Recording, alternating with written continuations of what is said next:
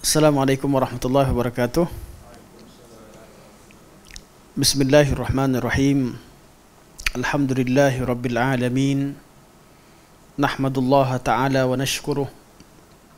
Wa nusalli wa nusallimu ala Sayyidina Muhammadin alladhi ballagha ar-risalah wa adda al-amanah wa nasaha al-ummah hatta ataahu al-yaqin wa ala alihi wa sahbihi ajma'in.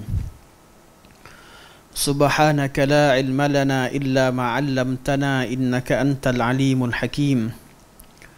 Rabbi shrah li sadri wa yassir li amri wahlul 'uqdatam min lisani yafqahu qawli. Amma ba'd.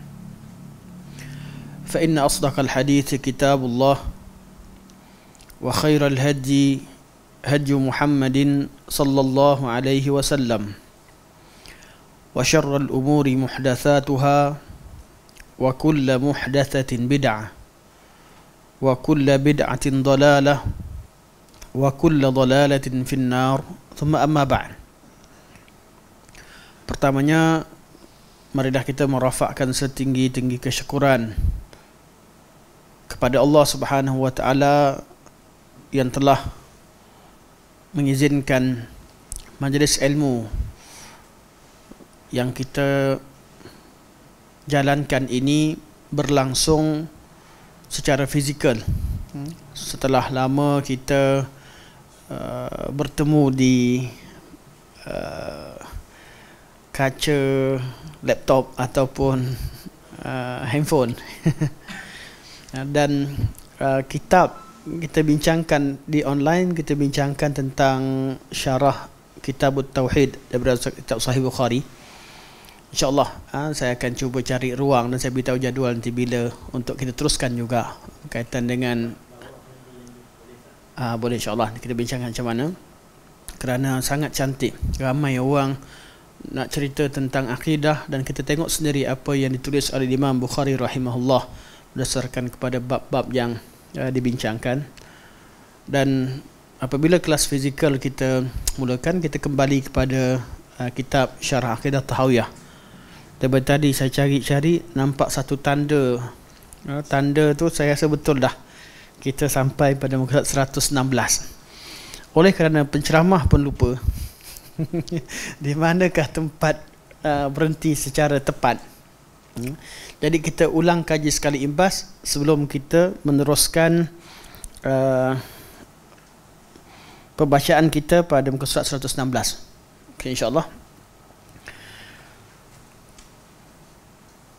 Matan yang kita syarahkan adalah kata-kata Al-Imam Abu Ja'far At-Tahawi rahimahullah.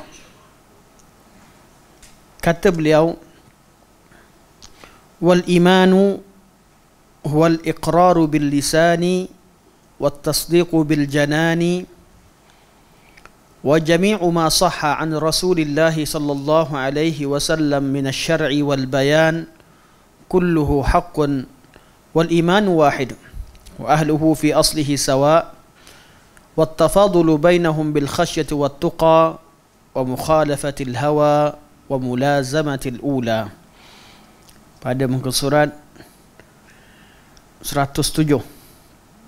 Tapi yang ada di 107 tu terjemahan terus. Sebab tu saya masih seperti yang saya sebut, kalaulah penterjemah mengekalkan teks matan paling kurang, teks matan tu lebih baik untuk kita bezakan antara matan dan juga syarah. Kata Al-Imam Tahawi rahimahullah, beliau kata iman, beliau mentakrifkan iman. Oleh kerana ulang kaji, saya tak syarahkan semua matan ni sebab kita dah beberapa kali ulang. Cuma saya berikan ringkasan tentang perbezaan ulama ataupun kumpulan-kumpulan dalam Islam dalam memaknakan makna iman. Makna iman yang kita bincangkan di sini bukan berkaitan dengan maratibul iman, bukan Islam, iman, ihsan. Itu bab maratib, bab maratibul iman, level-level atau maratibul Islam, mana tentang tingkatan-tingkatan beragama. Jadi kalau bab tu ketika digandingkan kalimah Islam dan iman dan ihsan bersama, sudah tentu tiap-tiap kalimah itu membawa makna yang berbeza, seperti mana dalam hadis Jibril. Ketika Jibril datang tanya apakah Islam, apakah iman, apakah ihsan. Jadi tajuk kita bukan berkaitan dengan maratibuddin ataupun tingkatan-tingkatan agama. Kalau maratibuddin perbincangannya lain. Tajuk kita berkaitan dengan ta'rif iman dalam Al-Quranul Karim, dan dalam sunnah Nabi sallallahu alaihi wasallam apabila datang kalimahnya bersendiri.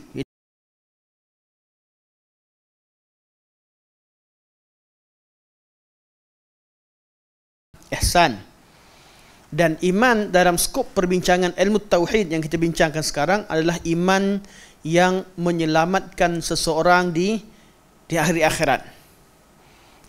Bukan juga kita bincangkan tarikh iman dan erti kata secara hukum fiknya. Hukum fiknya orang Islam ni siapa? Siapa mengucap kalimah syahadah, selesailah.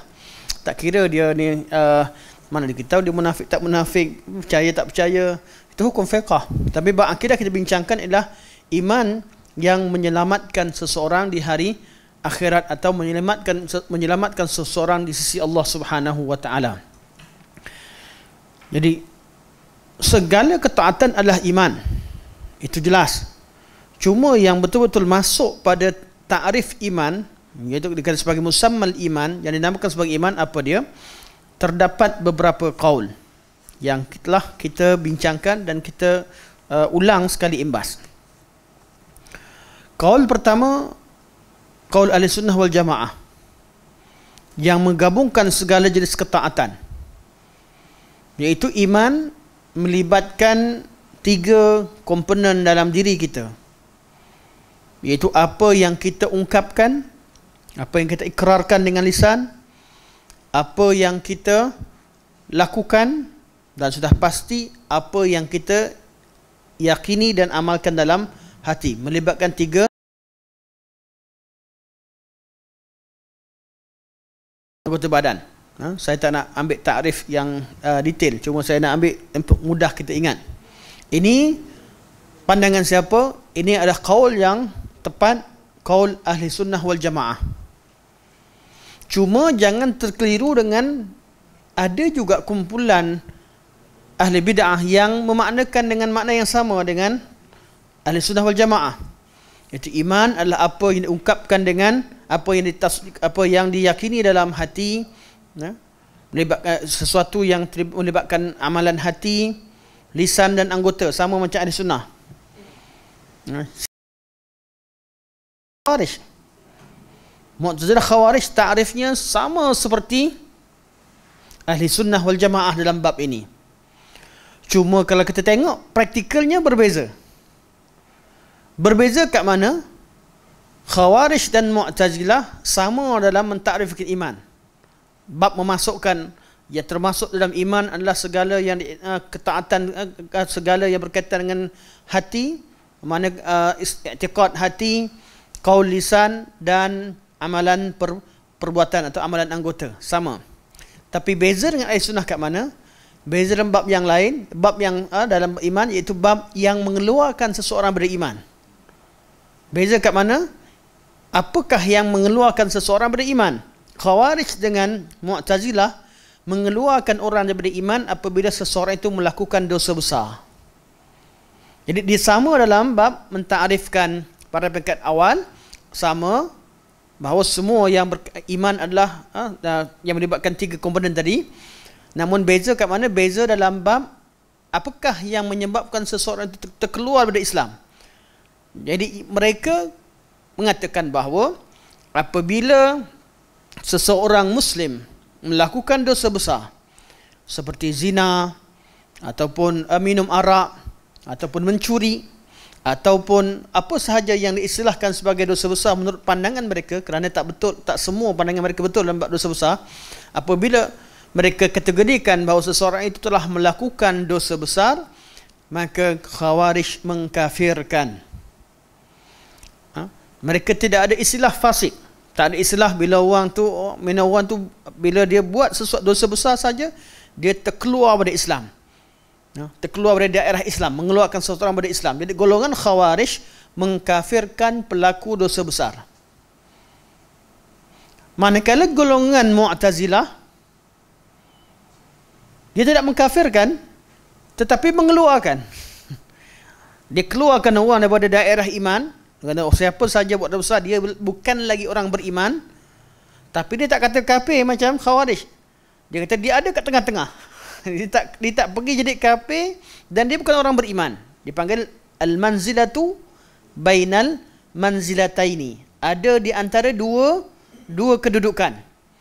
Ini golongan Mu'tazilah yang diasaskan oleh Wasil bin Atha. Wasil ibn Atha. Jadi dia buat satu idea yang baru. Dia nak kafir, dia nak kata beriman, masalah. Dia tengok-tengok, dia tak ada cakap kata beriman. Di mana boleh orang buat dosa besar kata dia beriman. Dia baca hadis-hadis, nanti kita akan baca lebih detail lagi. Dia nak kata kafir pun tak boleh. Ada ayat-ayat Quran dan dalil-dalil hadis yang menunjukkan bahawa orang tu belum kafir. Jadi dia ambil tengah-tengah. Puncanya apa mereka ni? Ahlan wa sahlan. Punca utama mereka adalah mereka ketika bermasalah dalam memahami mana-mana dalil, mereka tidak merujuk kepada pandangan sahabat tabi'in dan tabi'in atau salafus salih. Kita ni kalau baca, fahamlah bahasa Arab macam mana sekalipun, mahirlah dengan segala ilmu alat yang ada. Ada ketikanya kita akan berdepan dengan, kita akan buntu. Seolah-olah ada pertentangan dalil. Untuk mengambil pendirian, ada orang dicuba usaha sendiri buat penyelesaian, cuba keluarkan fatwa, cuba keluarkan itu kalau orang alim lah. Zaman sekarang yang tak alim pun sama juga. Orang yang dah mahir dengan ilmu. Zaman sekarang ada orang tak ada ilmu alat, bahasa Arab tak faham, qawaid usul fiqh dalam bab usul fiqh tak faham, qawaid fiqhiyah pun tak faham, bab ilmu balaghah dengan 3 komponennya, ilmu bayan, ilmu ma'ani, ilmu badi' tak faham langsung apa dia, tak faham dalam masalah ilmu nahwu dan saraf dan pecahan lughat, tiba-tiba banyak berfatwa. Itu zaman sekarang zaman lebih dahsyat. Mereka ini golongan yang tersilap pada zaman dahulu, mereka dari kalangan ulama ketika itu dikatakan sebagai boleh dikategorikan sebagai penuntut ilmu, ustaz zaman dulu yang tersalah. Tak tahulah mereka dah kembali pada Allah, namun pemikiran mereka diwarisi. Jadi Wasil bin Atha, dia buat satu idea baru, tak jadi Islam. Dia kata siapa buat dosa besar, dia terkeluar dari Islam dan tak jadi kafir. Tak jadi kafir, dia duduk di tengah-tengah. Ini pemikiran golongan Khawarij dan golongan Mu'tazilah. So dalam mentarifkan iman, kita perlu bezakan. Sebab apa? Sebab nanti kita terkejut. Khawarij pun sama lah macam Ahli Sunnah. Kadang-kadang kita bila baca, jadi kita akan jadi pelik. Ini golongan pertama. Kelompok pertama yang melibatkan 3 komponen. Kelompok yang kedua yang mengatakan bahawa iman cukup ikrar dengan lisan saja. Tak perlu buka nota dulu, saya saja nak test. Siapa? Dia kata cukup akur dengan lisan. Dia cakap lisan saja, asyhadu an la ilaha illallah, asyhadu anna Muhammadar Rasulullah. Dia kata Islam, iman dia dah cukup. Itu sahaja dah jadi iman dia sempurna. Siapa? Sebaik tak ada duit. Alhamdulillah, barakallahu fikum. Mereka adalah golongan yang kata lisan saja. Al-Karramiyah. Golongan Al-Karramiyah. Jadi cukup orang itu ucapkan kalimah La ilaha illallah, hati dia macam mana tak kira. Bagi mereka, munafik pun orang Islam. Alasan dia, mereka berhujah apa? Mereka berhujah dengan kaedah fiqh. Ramai orang kadang keliru. Dia belajar ilmu akidah. Mana akidah ni cerita tentang apa? I'tiqad. Cerita tentang hakikat satu perkara. Bila berhujah, dia pergi buka kitab fiqh kadang-kadang. Dua bidang yang bukan benda berpisah, tak. tapi fiqh bincangkan tentang bab hak dia sebagai seorang muslim, kewarganegaraannya terhadap negara Islam. Jadi kalau ucap kalimah la ilaha illallah, dia dapatlah zakat, dia dapatlah bantuan mana-mana. Maksudnya itulah istilah Islam secara zahir. Tak jadi syarat kita pergi cek hati dia beriman ke mana kita tahu isi hati dia. Dah dia mengucap kalimah la ilaha illallah, sama dia masuk Islam sebabkan betul-betul cintakan Islam, atau dia nak kahwin dengan perempuan dia suka, atau dia nak minta bantuan, kita tak tahu. Dia masuk Islam, kita beri hak-hak sebagai seorang Islam. Dan itu dalam bab fiqh, dalam bab fiqh kita bermuamalah dengan dia dengan muamalah sebagai seorang muslim. Ya. Tapi bab akidah tidak. Akidah kita tentang iman yang menyelamatkan dia di hari akhirat. Saya ulang balik ke situ. Iman yang kita bincangkan sekarang bukan dalam masalah dalam kaedah fiqh atau dalam ilmu fiqh. Iman yang kita bincangkan sekarang adalah iman yang menyelamatkan dia di sisi Allah Subhanahu wa taala. Jadi bagi golongan Karramiyah, dia kata cukup akur dengan lisan. Hati pun tak perlu. Dia kata kalau semua dengan not bahawa semua kata kalau ada yang semua tu lebih bagus. Semua kata kalau ada semua tu lebih bagus. Tapi syarat dia kata cukup dengan lisan. Sempurnalah iman apabila seseorang itu ikrar dengan lisan. Golongan yang ketiga, jadi kumpulan ni Al-Imam Abu Ja'far Tahawi dan Imam Ibn Abil Izz rahimahullah dah bantai kau-kau. Boleh baca baliklah pandangan mereka. Takrifan ketiga, golongan yang menghadkan bahawa iman itu ialah apa hanya berkaitan dengan hati je.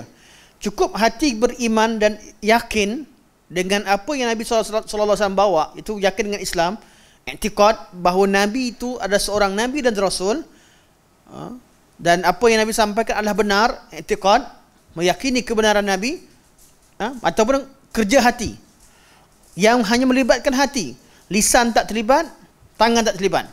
Di golongan ni yang kata cukup dengan amalan hati ni ada dua kelompok. Saya pecahkan dua. Yang tadi, yang pertama kata semua sekali, ahli sunnah wal jamaah, dan yang tompang sekali adalah Khawarij dan Mu'tazilah dalam bab tersebut. Yang kedua kata lisan saja, ataupun kita kata kelompok berapa dah? Kelompok 1, 2, 3, 4 dah. Kelompok keempat. Yang kata lisan saja, golongan Al-Karramiyah. Al-Karramiyah. Yang seterusnya, golongan yang kata hati yang terlibat. Golongan yang kata hati sahaja yang terlibat dengan ta'rif iman ni dalam musammal iman, ada dua kelompok. Kelompok pertama adalah dia mengatakan bahawa cukup dikenal Allah, ma'rifatullah. Iman tak iman, percaya tak percaya, nombor dua. Kenal je Allah, dah dia dikira orang beriman.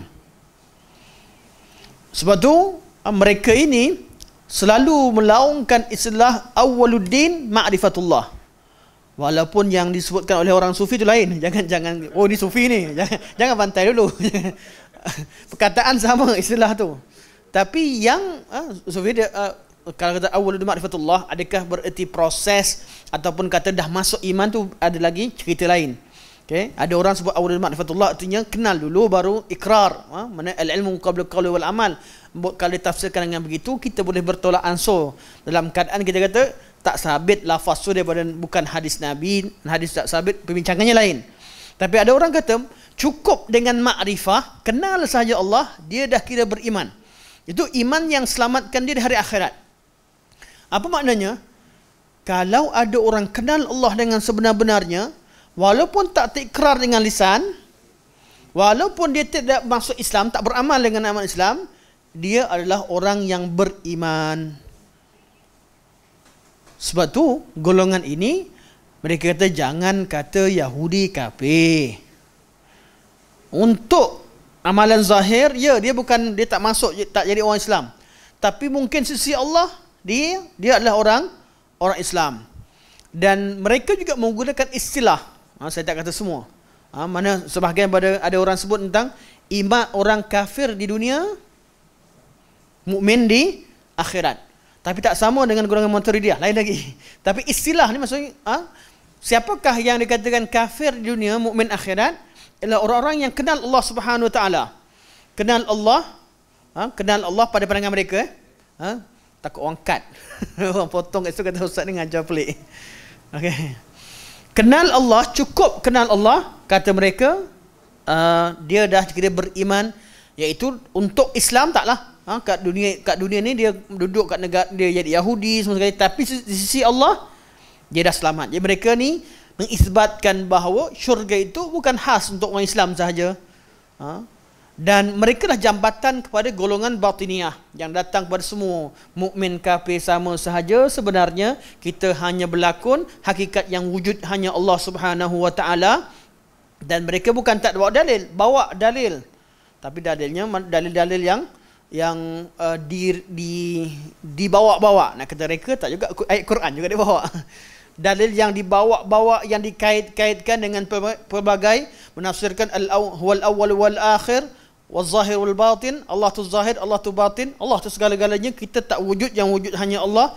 Dah cerita lama-lama, akhir sekali kita ni yang buat maksiat pun Allah yang buat ni, dia ni golongan yang ghulat dalam bab ini. Siapa mereka? Mereka adalah golongan Jahmiyah. Jahmiyah ni dia kata hati saya terlibat. Hati sahaja terlibat dan cukup kenal Allah Subhanahu Wa Taala. Mereka pemikiran ini diasaskan oleh Jaham bin Safwan.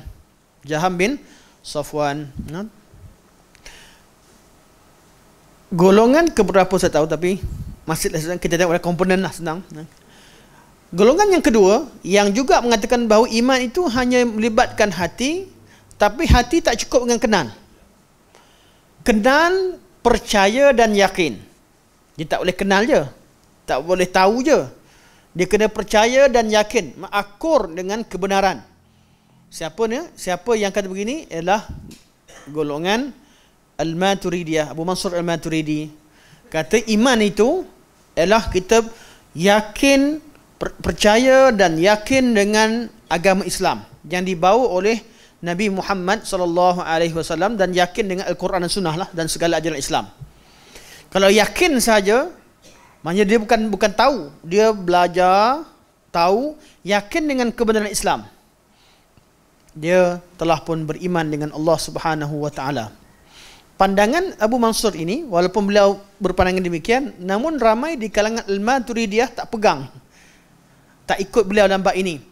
Al-Maturidiyah ramai di kalangan ulama Maturidiyah kemudian pegang pada qaul Abu Hanifah, mana Abu Hanifah ataupun qaul Ahli Sunnah secara umum, menunjukkan bahawa adanya mereka tahu, mereka pun akur kadang-kadang imam tersalah. Dan salah ini kesalahan macam mana? Kita nak letakkan kategori mana itu nombor 2, tapi tersalah dalam bab tersebut. Jadi golongan yang ni mengatakan bahawa hati saja cukup beriman dan yakin dengan Allah Subhanahu Wa Taala. Ini pandangan keberapa saya tak pasti. Yang penting yang libatkan hati. Dan seterusnya, golongan kelompok seterusnya mengatakan bahawa iman adalah sesuatu yang melibatkan hati dan lisan. Mana dua saja, hati dan lisan. Amalan, perbincangan kejap lagi. Dia kata hati dan lisan, cukup hati yakin dan mengucapkan la ilaha illallah. Mesti mengucapkan ikrar dengan lisan, akur dengan kebenaran Islam, mengucap 2 kalimah syahadah la ilaha illallah Muhammadur Rasulullah. Bila dia yakin dengan hati, ucap dengan kalimah la ilaha illallah, selamatlah dia. Habis amalan macam mana? Amalan tidak termasuk sebahagian daripada Islam, sebahagian daripada iman. Walaupun mereka kata itu satu kelaziman.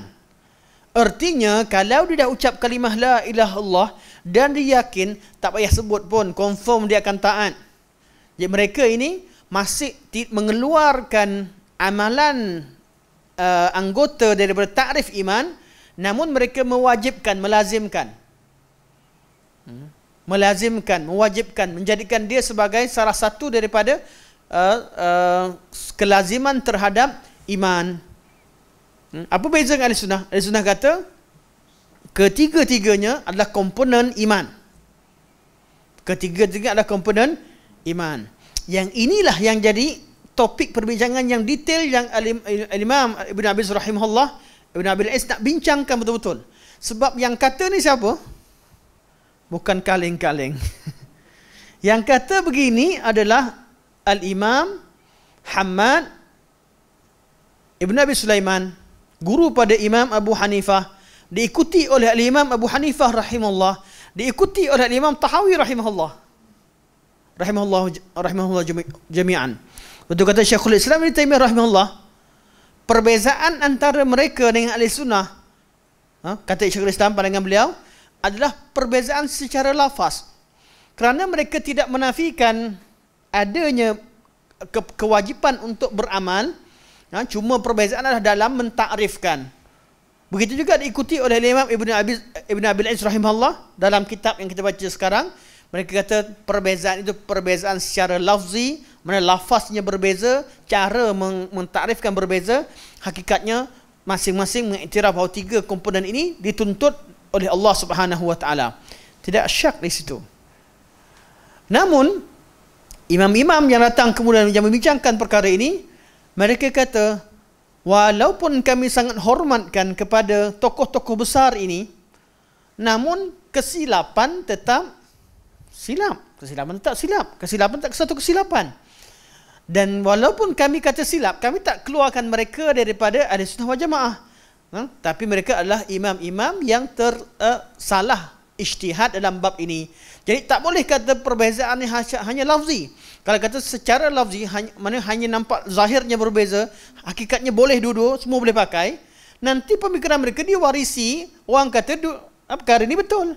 Jadi keluarlah kebanyakan ulama Ahli Sunnah wal Jamaah selepas bincangkan, mereka mentarjihkan bahawa apa yang disebutkan oleh imam-imam ini, mereka tersalah dalam mentakrifkan, dan takrif yang betul hanya takrif Ahli Sunnah wal Jamaah, jumhur Ahli Sunnah wal Jamaah yang diikuti oleh pengikut tiga mazhab, berbeza dengan imam-imam mazhab yang lain selain Abu Hanifah. Itu yang lebih tepat dalam masalah ini, dan kesilapan dalam mentakrifkan ini tidak mengeluarkan beliau daripada daerah Ahli Sunnah wal Jamaah, apatah lagi keluarkan beliau daripada Islam. Tak berlaku. Jadi mereka tetap Imam Abu Hanifah dianggap sebagai imam Ahli Sunnah wal Jamaah. Beliau tersilap dalam mentakrifkan iman. Jadi kalau orang yang tersilap bab ini, iaitu mengeluarkan sesuatu yang sepatutnya daripada iman, keluarkan dalam istilah ilmu akidah dipanggil sebagai golongan Murji'ah. Murji'ah ni level dia semua selain Ahli Sunnah tu dalam bab iman ni semua Murji'ah, hampir semua. Jadi yang tersilap, yang mengeluarkan sebahagian daripada bahagian iman daripada takrif iman. Jadi macam mana? Takkan nak letak nama imam-imam agung ni sebagai Murji'ah? Maka wujudnya istilah sekadar untuk memperkenalkan, dikenali sebagai Murji'atul Fuqaha dalam masalah ini. Jangan pula bantai semua masalah. Dalam masalah ini mereka dinamakan sebagai ulama-ulama faqih dalam agama, orang-orang hebat, tapi tersilap mengambil sedikit daripada pandangan irja', pandangan Murji'ah, sedangkan mereka imam-imam yang agung dan mulia dalam Islam. Namun kaul mereka, pandangan mereka menyepakati golongan irja' pada part tadi, iaitu mengeluarkan amal dari takrif iman. Adakah mereka tak ada hujah? Ini yang kita baca hari ini.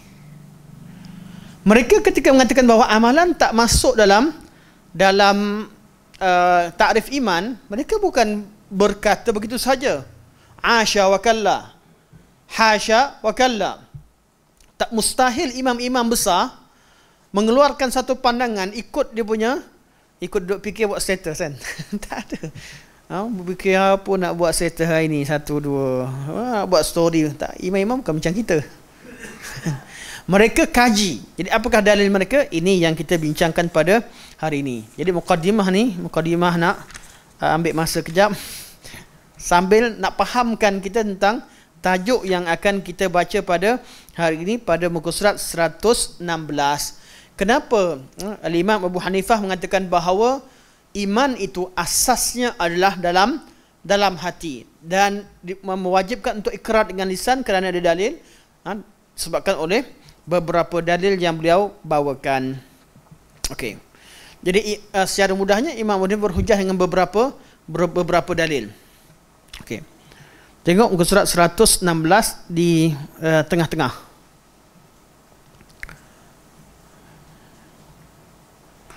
Okey, atau tengok satu perenggan di atasnya sikit. Kenapa Imam Abu Hanifah kata begitu? Kata Imam Ibnu Abil Izz rahimahullah, ini kerana Imam Abu Hanifah melihat hakikat iman dari segi bahasa dengan disertai oleh dalil-dalil syarak yang ada. Manakala imam-imam yang lain melihat hakikat iman dalam uruf syar'i. Ini beza dia. Abu Hanifah tengok dari segi bahasa. Kata Abu Hanifah dari segi bahasa beriman artinya percaya, tasdiq.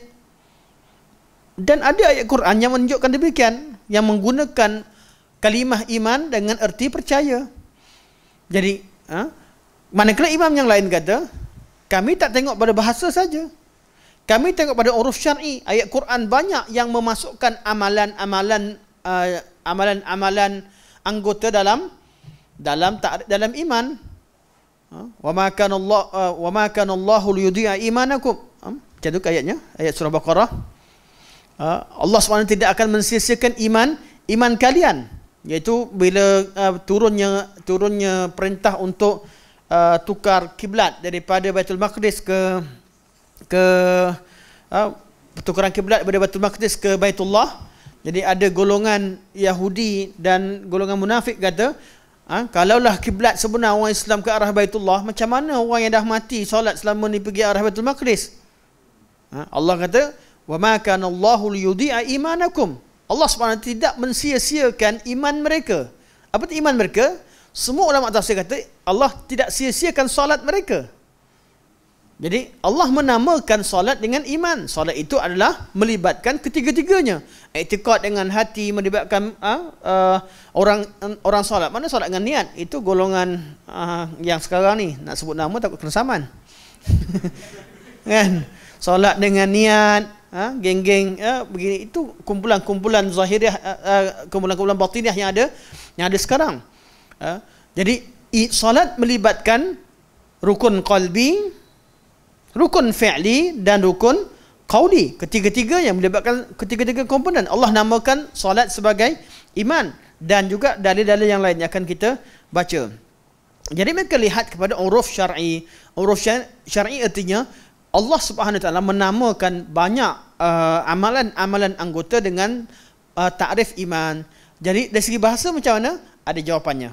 Ada apa yang sekarang kita hari ini kita baca apa yang dikemukakan oleh Al-Imam Abu Hanifah dan pengikut-pengikut beliau dalam mempertahankan kaul bahawa iman itu adalah ikrar tasdik dengan hati dan ikrar dengan lisan. Okey.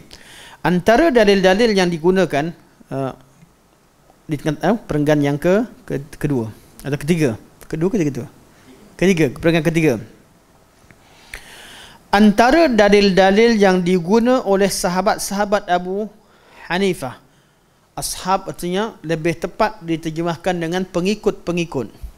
Ashab bukan kalau diterjemahkan lebih kepada pengikut-pengikut.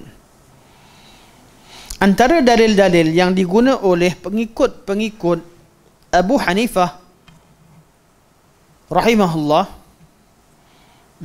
atau radhiyallahu anhu, kebiasaannya dalam mazhab Abu Hanifah bila disebut nama beliau disebut radhiyallahu an dan tak salah.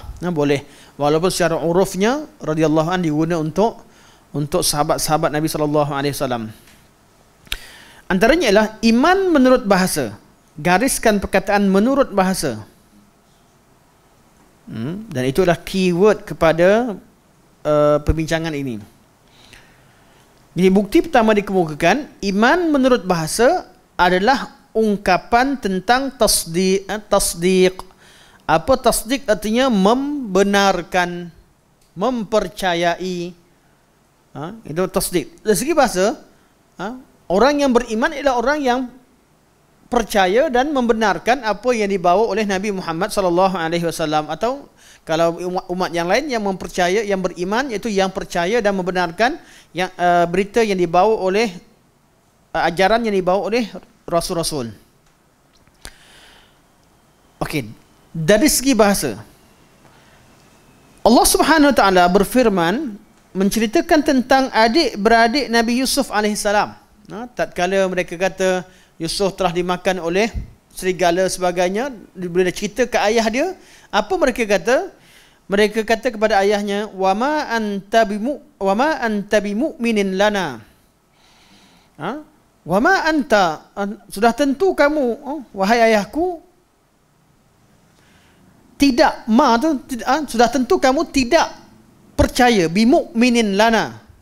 Kami bawa cerita ni, confirm lah ayah tak percaya. Dia pun tahu ayah tak percaya. Jadi dah tentu ayah tidak akan percaya kepada kata-kata kami. Dia nak buktikan betul sangat, memang tak logik ni. Jadi dia nak menipu, jadi kata memang tak logik yang dibawa. Jadi kataan yang digunakan wa ma anta bimu'minin lana, di kalimah mukmin maknanya percaya. Dan semua ulama kata betul lah maknanya, maksud itu percaya. Jadi kalimah mukmin, seorang mukmin dari segi bahasa dalam kisah ini, Allah menggunakan kalimah mukmin untuk memaknakan bahawa percaya, iaitu membenarkan. Sudah tentu kamu tidak membenarkan kata-kata kami atau tidak mempercayai kami, iaitu engkau tidak mempercayai kami. Dalam kalangan mereka ada yang mendakwa bahawa ahli bahasa Arab telah sepakat mengatakan iman bermakna tasdik atau membenarkan. Jadi mereka berhujah dengan yang ni. Dari kalangan pengikut Abu Hanifah kata tak ada khilaf, ijma' ulama kata. Kalau mereka dengar kuliah-kuliah di kalangan pendukung kaul ni, mereka kata tak ada siapa berbeza pandangan bahawa iman maknanya tasdik. Artinya, kata Ibn Abil Is, kalau kamu dengar mereka hujah, ada di kalangan mereka kata tak ada khilaf, iman itu artinya tasdiq, itu membenarkan, tasdiq. Seterusnya makna dari segi bahasa ini, iaitu membenarkan dengan hati, iaitu at-tasdiqu bil qalbi, merupakan suatu yang wajib ke atas hamba dan menjadi hak Allah Subhanahu wa taala, iaitu membenarkan ajaran yang dibawa oleh Rasulullah sallallahu alaihi wasallam daripada Allah Subhanahu wa taala. Jadi iman maknanya apa? Dari segi bahasa kata membenarkan. Jadi iman artinya apa? Membenarkan apa yang dibawa oleh Nabi sallallahu alaihi wasallam sebagai Rasulullah yang membawa perintah dan larangan Allah Subhanahu wa taala atau berita daripada Allah Subhanahu wa taala. Sesiapa yang membenarkan ajaran yang dibawa oleh Rasulullah sallallahu alaihi wasallam daripada Allah Subhanahu wa taala, maka dia seorang yang beriman terhadap Rasulullah sallallahu alaihi wasallam dan Allah Subhanahu wa taala. Okey. Sampai sini jelas hujah mereka. Itu menggunakan hujah bahasa, dan hujah bahasa salah satu daripada hujah yang diterima dalam perbincangan ilmiah. Cuma bukan cukup satu. Bab ilmu ni perlu kepada hujah-hujah yang lain. Namun bab bahasa mereka dah hujahkan. Kemudian mereka kata ikrar, iaitu ikrar dengan lisan, merupakan satu syarat berjalannya hukum Islam di dunia. Jadi selepas dia percaya, kena ikrar pula. Ini adalah mengikut salah satu daripada dua pendapat sebagaimana yang dibincangkan sebelum ini. Mana yang berhujah benda ni ada dua kelompok. Nampak hujah sama tapi pecah pula. Ada yang kata kena ikrar, iaitu mesti ikrar dengan lisan. Ada yang kata cukup dengan hati. Jadi kata Syekh ringkaskan kata ikrar adalah syarat untuk dia dikira sebagai seorang yang beriman di dunia ini, iaitu hukum fiqahnya lah dari segi kewarganegaraan negara Islam. Ini adalah mengikut salah satu daripada dua pendapat sebagaimana yang dibincangkan sebelum ini. Okey. Syekh tak nak bincang banyak, saya dah lepas dah. Sekarang bawa ayat yang lain. Firman Allah Subhanahu wa taala, dalil lain daripada ayat Quran berkaitan dengan orang-orang yang mengucapkan kalimah kufur. Allah kata, orang-orang yang mengucapkan kufur, dia akan kufur. Namun Allah kata, illa, kecuali, man ukriha, orang yang dipaksa. Wa qalbuhu, sedangkan hatinya, mutmainnum bil iman, hatinya yakin dan tenang dengan iman. Jadi dalam kes orang-orang yang murtad dan sebagainya, mereka murtad keluar dari Islam, kecuali orang-orang yang dipaksa. Dia terpaksa mengungkapkan kalimah kufur tapi hatinya iman. Jadi Allah kata qalbuhu, hatinya, mutmainnum bil iman, hatinya tenang dengan iman. Artinya iman adalah apa yang terletak dalam hati. Saya serahkan tuan-tuan jawab. Kata hujah jumhur benar. Sekarang tolong jawab apa yang dikemukakan oleh pandangan kelompok pengikut Al-Imam Abu Hanifah rahimahullah. Tak apa, hari ni hari dengan syarat siapa datang minggu ni, datang minggu depan. Jawapan ni minggu depan. Kita baca dulu, fahamkan dulu idea yang dibentangkan oleh Abu Hanifah dan juga pengikut-pengikut beliau rahimahumullah. Okey.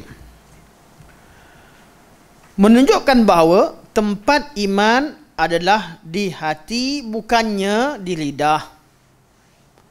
Serta sekiranya iman merupakan gabungan antara hati dan lidah, nescaya ia akan hilang apabila juzuknya hilang. Begitu juga amalan telah diatafkan. Okey, ini dah hujah yang kedua. Jadi selesai kata tempat iman adalah hati. Jadi ada dua hujah lah. Satu yang kata gabungan sebab nak gabungkan antara dalil mewajibkan kalimah syahadah. Satu lagi kata cukup dalam hati. Dan di sini kedua-dua kumpulan ni adalah kumpulan yang berpegang teguh dengan pandangan Imam Abu Hanifah dengan ta'rif bahasanya. Antaranya Al-Maturidiyah termasuk sekali. Al-Maturidiyah yang hanya terhadkan pada hati. Terhadkan hati tanpa syaratkan, tidak dimasukkan lisan. Dan kelompok yang berhujah dengan ayat-ayat ni dengan kaedah begini, kedua-dua kelompok berhujah dengan cara demikian. Okey, ini satu hujah dari segi bahasa. Jawab macam mana minggu depan. Tengok ini. Jam ke berapa kita sekarang? Okey, lagi 8 minit. Memang kena minggu depan. Memang perlu pada minggu depan. Oleh itu, berapa orang hadir ni, kita tengok muka siap-siap, ambil gambar. Sebab apa? Jangan tergantung. Kena datang minggu depan. Okey, yang kat sini lah kita boleh nampak. Yang online pun kena juga hadir minggu depan. Gurau-gurau, tak tahu nak iklan macam mana. Seorang datang kuliah macam ni lah iklannya. Okey, ni hujah pertama. Hujah kedua yang kemukakan kata begitu juga, itu hujah yang kedua. Boleh tak nombor satu? Tadi gariskan iman dari segi bahasa. Itu hujah pertama. Hujah kedua ni kata begitu juga amalan telah diatafkan terhadap iman. Gariskan kalimah amalan telah diatafkan terhadap iman. Ini jadikan nombor dua. Dalam ayat Quran banyak illal ladzina amanu wa amilus solihat. Walladzina amanu wa amilus solihat. Banyak kalimah amanu, kemudian ada waw. Waw tu artinya dan. Dan iaitu ataf artinya beriman dan beramal soleh. Jadi kalimah ataf waw itu berarti dan, maksudnya dua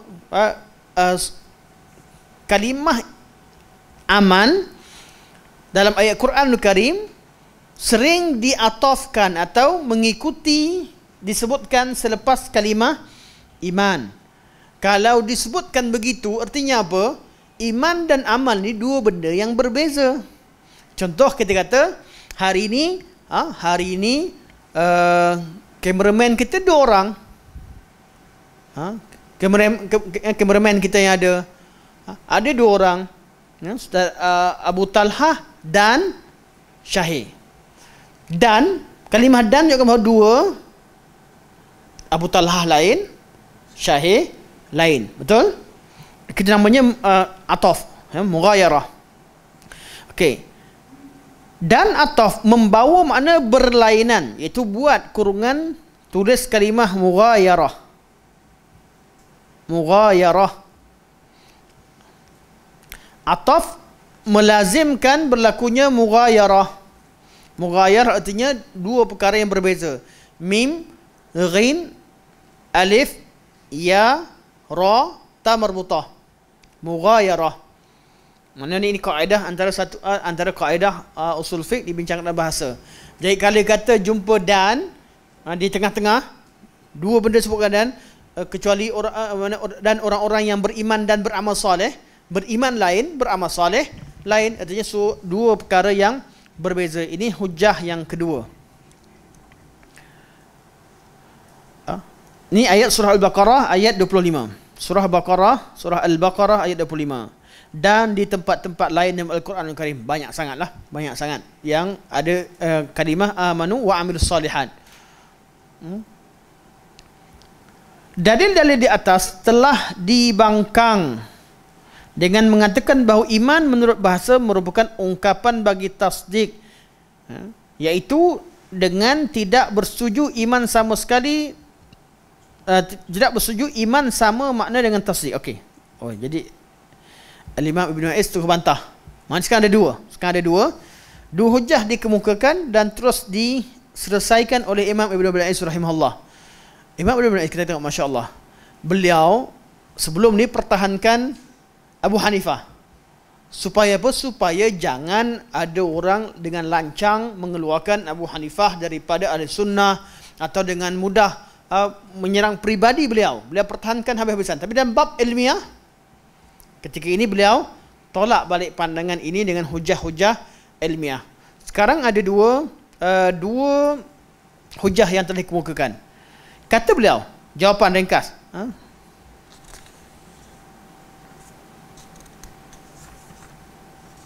Okey.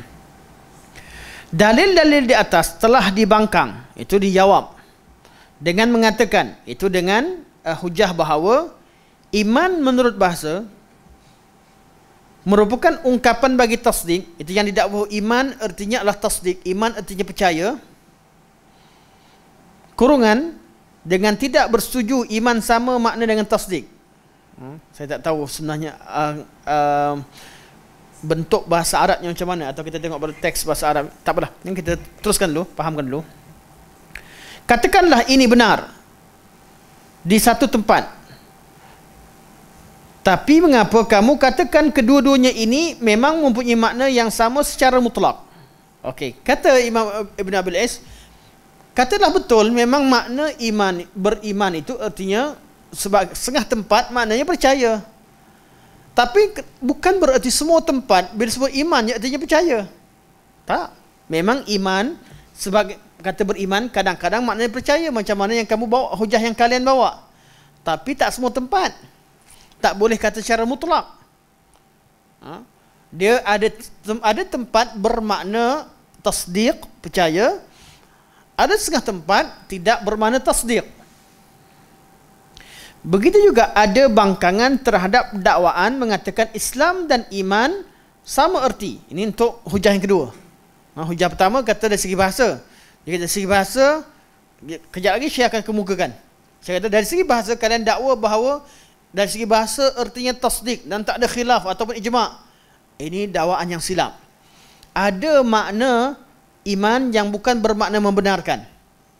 Sama juga kufur bukan bererti mengingkari.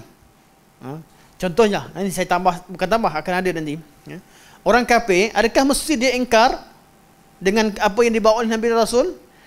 Mana hati dia tolak? Tak. Ada orang hati terima tapi perbuatan ditolak. Seperti Abu Talib, hati dia percaya Nabi ini sebagai seorang Rasul, tapi perbuatan dia menolak, dia tak ikrar. Adakah dia kira beriman? Tak. Fir'aun percaya tak? Percaya tentang Nabi Musa. Hati dia percaya, akur. Allah yang beritahu. Wajahadu biha wastaiqanat biha anfusuhum zulman wa uluwa. Hati mereka lawan, tapi hati mereka yakin. Sebab apa? Sebab zalim dan juga nak angkat diri, nak merasa tinggi, nak rasa hebat. Ya, mengangkat diri. Jadi kalau kata begitu, jadi setengah tempat ya maknanya percaya, setengah tempat tidak. Sama je kufur, setengah tempat kufur kerana ingkar dengan tak percaya, tolak. Ada juga orang jadi kafir bukan sebab tolak, dia yakin percaya tapi dia sebabkan benda lain. Ada orang yakin dengan kebenaran tapi kata aku tahu kau betul tapi aku nak jadi musuh kau. Ada tak orang itu? Orang kata saya percaya dengan Nabi Muhammad SAW tapi saya memilih untuk jadi wali'anzubillah, saya nak lawan agama Islam. Kafir tak kafir dia? Kafir juga. Jadi kufur bukan terhad dalam hati saya. Hujah-hujah akan dibincangkan nanti lebih detail. Jadi kata Imam Ibn Abil Is, begitu juga itu hujah pertama berkaitan dengan bahasa. Yang kedua, begitu juga ada bangkangan terhadap dakwaan mengatakan Islam dan iman sama. Begitu juga ada bangkangan terhadap dakwaan mengatakan Islam dan iman sama erti. Ataupun sebenarnya bukan sama erti ni. Mana berbeza. Sebab amanu wa amilus solihat. Kita teruskan dulu. Antara bukti yang menunjukkan bahawa kedua-dua perkataan ini tidak sama erti, maksudnya tidak sama erti, bukan sama erti, boleh betulkan situ. Tidak sama erti. Begitu juga ada bangkangan terhadap dakwaan mengatakan Islam dan iman sama erti. Antara bukti yang menunjukkan kedua-dua perkataan ini tidak sama erti ialah apabila seseorang percaya kepada orang yang memberitahu sesuatu, maka orang ini akan dikatakan telah mentasdikkannya, tapi tidak dikatakan ia telah beriman dengannya. Sebaliknya akan dikatakan amanalahu. Okey, bukan amanalahu. Sambung minggu depan. Nak terangkan ni jadi dari segi bahasa. Dari segi bahasa amanalahu, amanabihi sebagainya. Ini perbincangan memang sebab apa? Nak tolak bab bahasa ni. Bab bahasa dan bab sebagainya perlu kepada perbincangan yang khusus, yang lebih detail lagi. Jadi dalam nak jawab balik dari segi bahasa, kena bawakan hujah bahasa. Dan dari segi makna, sebab tu saya susunan kat sini pun tak tersusun, dan itu kritikan terhadap kitab ini, kitab Ibn Abil Is rahimahullah. Beliau ada sikit setengah tempat tu macam tak susun. Beliau kejap masuk tajuk ni, kejap masuk tajuk tu, tapi dia fahamilah, siapa yang baca faham. Cuma kritikan-kritikan itu tidak mengurangkan sedikit pun daripada nilai ilmu yang ada dalam kitab ini. InsyaAllah kita akan minggu depan kita baca balik jawapan ulama Islam secara umumnya, jumhur terhadap pandangan dan hujah pengikut Al-Imam Abu Hanifah rahimahullah. Okey. Kita buka pada soalan insya-Allah. Sampai sini, ya, minggu depan kita ambil balik, begitu juga dengan ataupun kita ambil daripada atas lah. Daripada dalil-dalil di atas dibangkang. Daripada situ insya-Allah.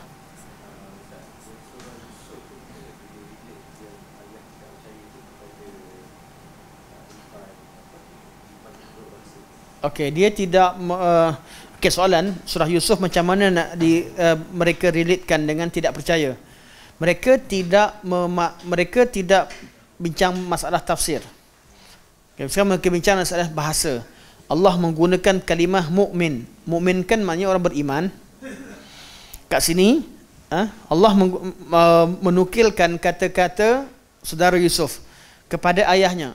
Wa ma anta bimu'minin lana. Confirm, sudah pasti kamu tak percaya dengan kami. Artinya mukmin tu percayalah. Menggunakan kalimah mukmin. Sebab kita bincangkan tentang iman. Orang yang beriman adalah orang mukmin. Okey, jadi mereka sekarang ni menggunakan ayat ini untuk berhujah dari segi penggunaan kalimah mukmin dalam mengertikan makna percaya. Dan mereka kata iman tu adalah berkaitan kepercayaan. Dan kita pun sampai sekarang kata iman itu kepercayaan. Cuma adakah terhad itu sahaja atau ada syarat-syarat yang ataupun ada tambahan lain menurut uruf syarak. Sebab tu mazhab Abu Hanifah dan juga pengikut beliau fokus kepada bahasa. Mazhab lain kata kami ada dua hujah lah, ada yang tolak hujah yang dibawa, ada kata kami terima hujah tapi kami tambahkan lagi dengan ayat Quran yang tambahkan benda lain lagi dalam takrif iman. Kita akan bincangkan insya-Allah. Hari ini berapa bulan? 31 eh? 111 ya? Okey. Dah. 1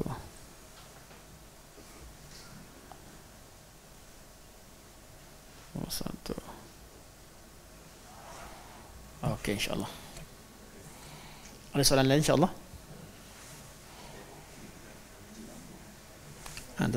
Kalau ada soalan kat Facebook pun boleh tolong. Kalau ada lah. Tadi live. Ada? Tak ada, alhamdulillah. Okey, insya-Allah. Soalan kedai makan boleh. Banyak lagi boleh. Jom.